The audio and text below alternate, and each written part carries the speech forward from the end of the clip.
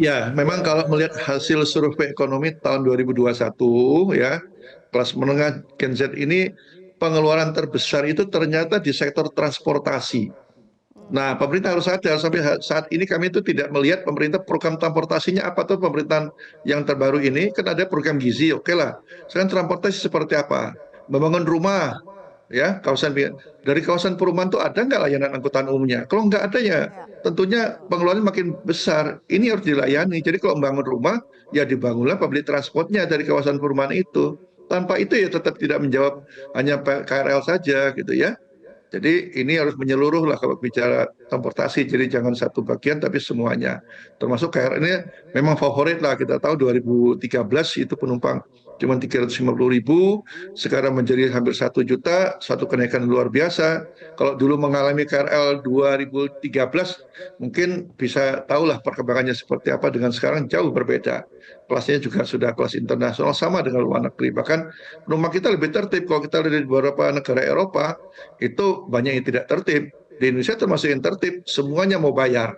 Kalau di luar negeri enggak, itu di beberapa negara Eropa itu diloncati itu apa gate-nya itu. Makanya beberapa negara itu diberikan down pintu biar mereka tidak bisa balik kembali seperti itu. Tapi Ya, Indonesia cukup bagus lah ya. tapi kan Makanya Pak perlu Joko ya, sosialisasi, tidak harus betul. dipaksa 2025.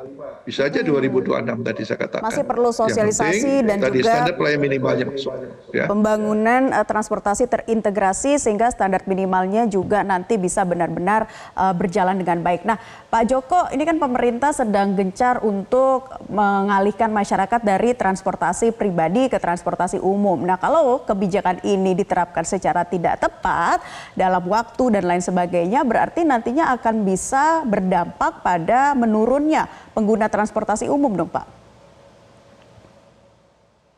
Sebenarnya kalau kota Jakarta sendiri, kota Jakarta public transportnya sudah mengcover 89,4%.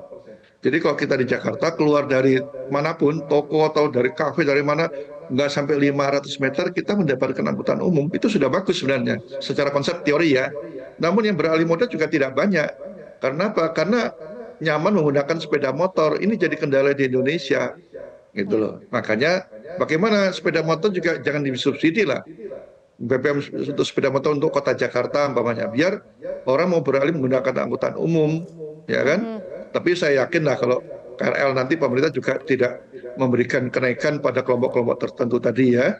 Ini untuk kelompok yang menengah ke atas lah yang mungkin gajinya di atas 20 juta ya, kemungkinan seperti itulah. Tapi nanti akan dikaji Baik. kembali, ada survei tertentu yang melihat kemampuan kelompok tertentu dan ini saya kira bukan KRL, mungkin Transjakarta juga sama. Transjakarta juga lama nggak naik kan tarifnya, Mhm. sama seperti Baik. ini, gitu Ya, ya. jadi perlu dikaji Kan lagi ya Pak UMR juga Joko. naik, ya kan? Baik. Ekonomi Mhm. UMR sudah naik, beli rokok juga Ya. sudah naik, gitu ya. Mhm. Baik, jadi harus dikaji lagi agar subsidi KRL berbasis NIK Ya. tidak kontradiktif ya dengan kampanye penggunaan transportasi umum. Terima kasih Pengamat Transportasi Joko Setiowarno sudah bergabung bersama kami. Semoga bisa efektif, tepat sasaran, dan tidak diskriminatif. Jelajahi cara baru mendapatkan informasi. Download Metro TV Extend sekarang.